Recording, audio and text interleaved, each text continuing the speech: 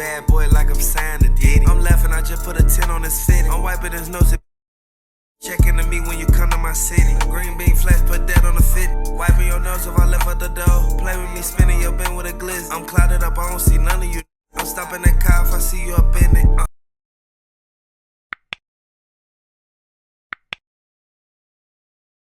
Nolan Wells' mother pushes for an independent investigation. Why the boats could matter. The death of 18-year-old Nolan Wells has become a case defined not only by tragedy, but by unanswered questions. More than a month after Nolan disappeared during a July 4th boating trip to Horn Island, Mississippi, his family is still searching for a definitive explanation of how a young college student and athlete went from celebrating with friends to being found dead 2 days later. Nolan's parents have publicly questioned portions of the accounts surrounding his final hours, while authorities have maintained that the investigation is continuing and have not publicly established that a homicide occurred. An independent autopsy was unable to determine Nolan's cause of death, and reports indicate the official autopsy has not yet been publicly released. The Guardian. If I'm cooking, can you all hit the like button and subscribe to my channel? Now imagine the investigation entering another important phase, an independent examination of the boats connected to that July 4th outing. Reports have established that multiple boats were associated with Nolan's group and the events surrounding Horn Island. GPS information obtained during the investigation tracked one of the boats leaving Horn Island at approximately 4:31 p.m. and later moving through Fort Bayou before eventually being transported overland. Mississippi Department of Marine Resources records also indicate that the boat's owner and others connected to the outing cooperated with investigators. CBS News. But Nolan's family has repeatedly demonstrated that they are unwilling to simply accept unanswered questions. They want evidence examined independently. They want timelines reconstructed. They want digital records preserved. And they want to understand exactly what happened between the last confirmed moments Nolan was seen alive and the discovery of his body. That is why an independent forensic inspection of the boats could potentially become significant. It is important, however, to separate what has been publicly confirmed from what remains an allegation or theory. I cannot verify from reliable reporting that Nolan's mother has officially announced that a private investigator is currently conducting forensic inspections of exactly 3 boats. So that portion of this documentary should be treated as a developing scenario unless additional documentation confirms it.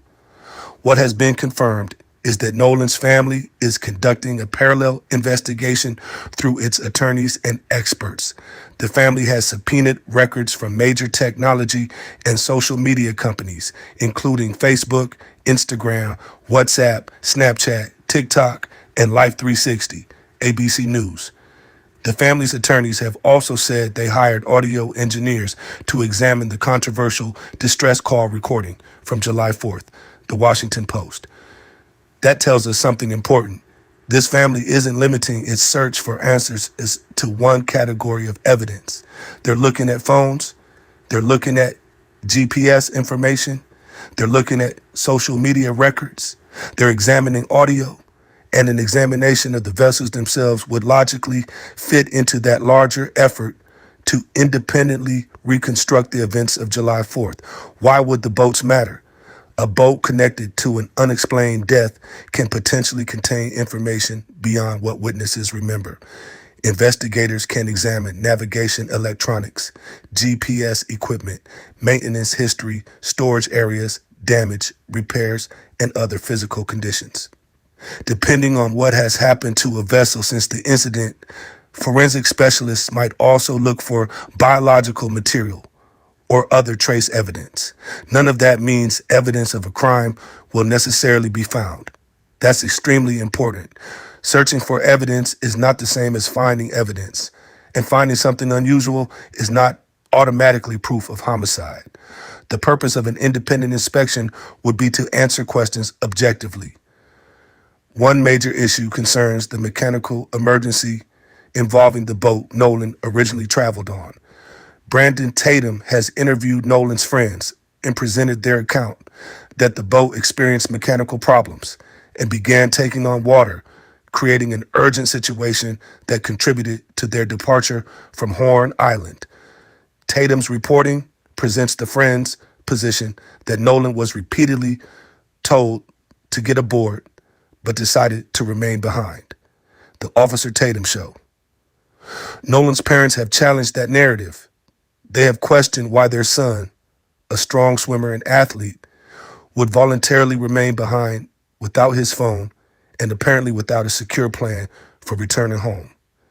That disagreement is one of the fundamental conflicts surrounding the case. The friends essentially say Nolan chose to stay. The family essentially says that doesn't sound like Nolan, and between those two positions sits the evidence. The phone raises even more questions. Nolan's cell phone has become one of the most controversial pieces of potential evidence. The device reportedly remained on the mainland after Nolan disappeared and was eventually returned to his family. His family believes it could provide critical information about Nolan's final hours.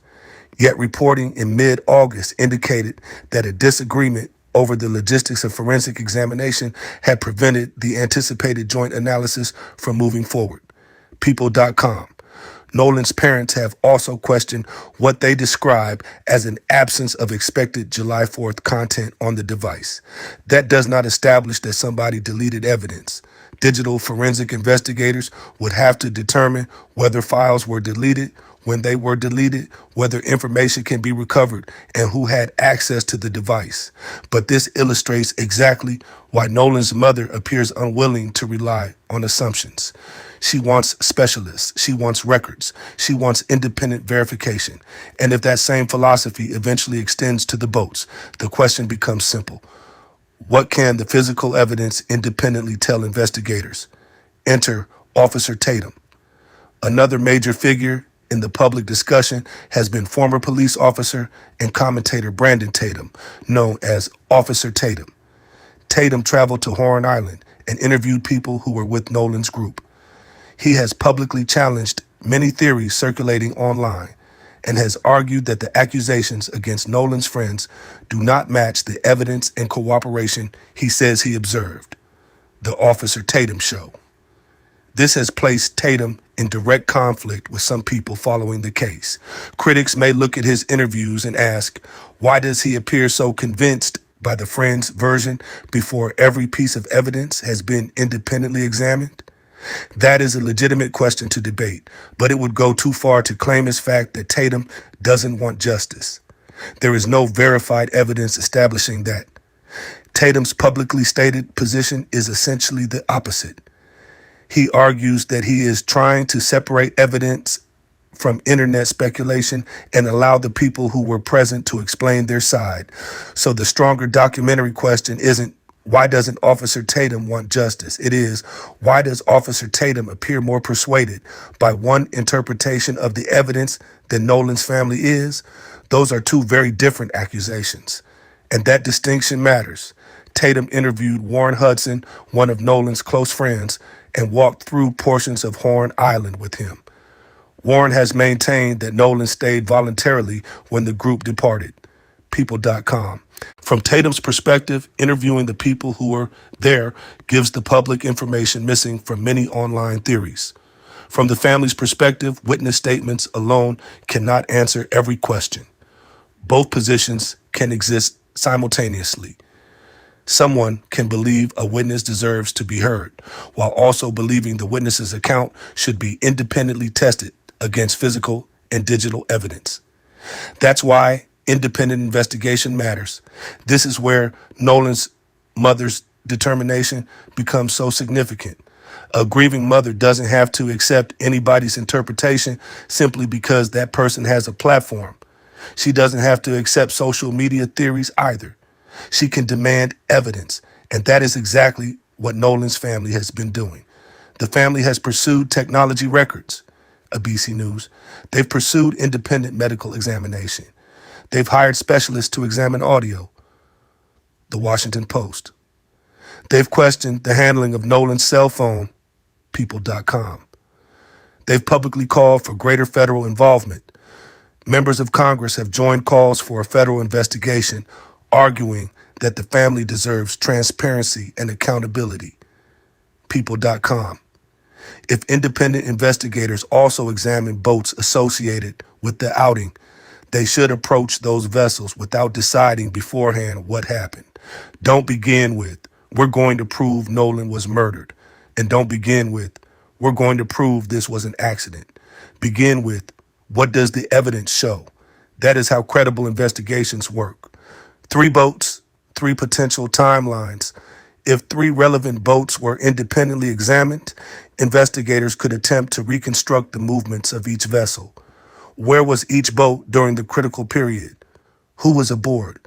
When did each vessel arrive? When did each vessel leave? Which boat interacted with Nolan's group? Were GPS systems operating? Do photographs or videos place specific vessels in specific locations? Do navigation records correspond with witness statements? These questions matter because memories can be imperfect. GPS data doesn't have emotions. Metadata doesn't have friendships. A timestamp doesn't care who receives criticism. Physical evidence doesn't have a YouTube channel. It simply exists. Investigators then have to interpret it responsibly. A report compiled by the United Cajun Navy highlighted an unresolved time period between Nolan's reported last sighting and the departure of the boat at approximately 4:31 p.m., while cautioning that its information was not itself verified law enforcement findings. People.com. That gap deserves attention. What was Nolan doing? Who saw him? Where was he standing? Which boats were nearby? Was he attempting to arrange another ride? Did anyone communicate with him? Did anyone photograph or record him after his original friends departed? Those are the questions that could dramatically change the understanding of this case.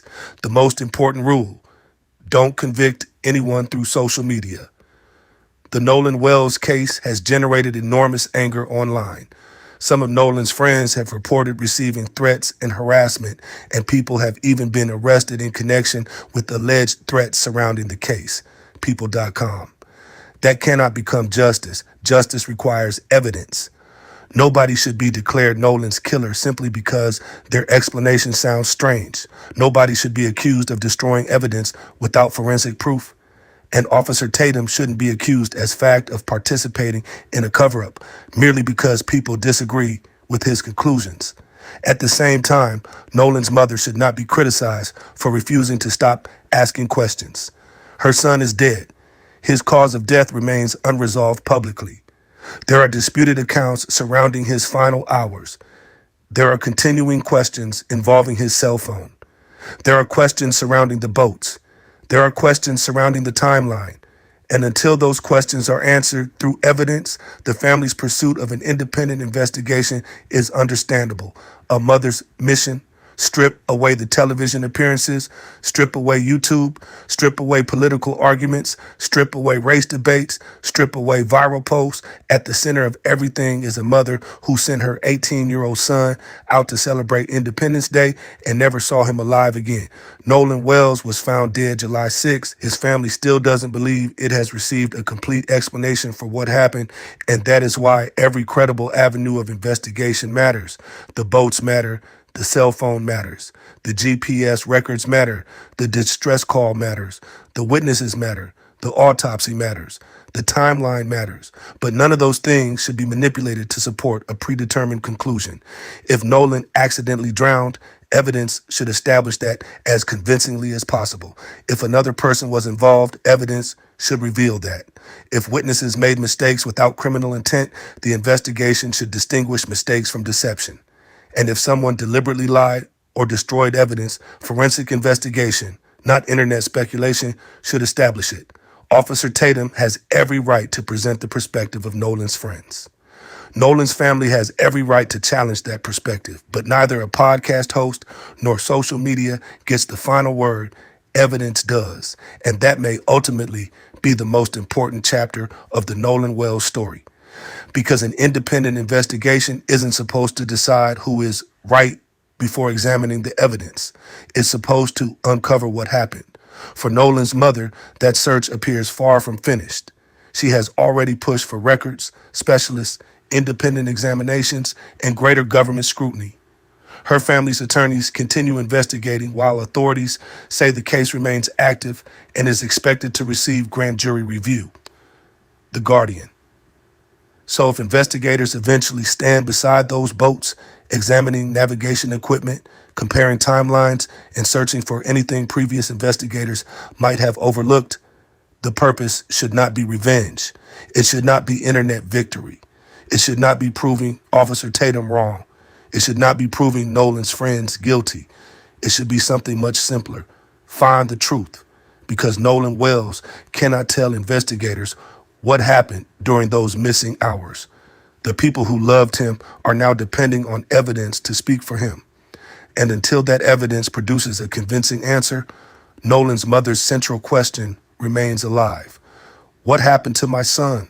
FBI, we're going to together download and examine the phone. So it's done one time with everybody together, right? This is very common in the law. This is what is supposed to happen. We're waiting for the DA to determine the time, the place, the date. Let us know, and we are going to be there with our forensics team and anybody else, but it's done one time, one examination.